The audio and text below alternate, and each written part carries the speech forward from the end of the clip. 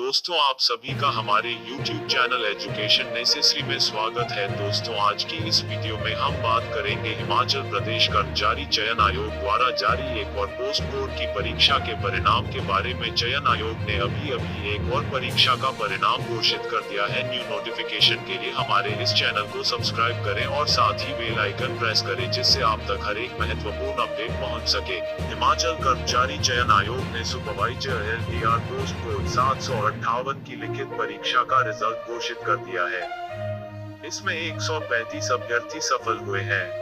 यह 41 पद अनुबंध आधार पर भरे जाने हैं।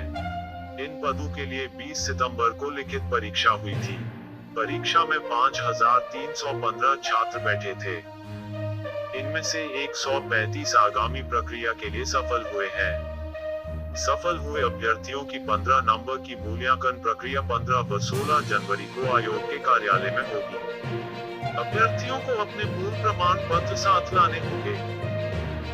साथ ही सभी प्रमाण पत्रों की सेल्फ प्रमाणित कॉपी, एक ID प्रूफ भी लाना होगा। रोल नंबर वाइज डिटेल आयोग की वेबसाइट पर उपलब्ध है। रिजल्ट निकाले जाने की जानकारी आयोग के सचिव डॉक्टर जितेंद्र कंवर ने दी है।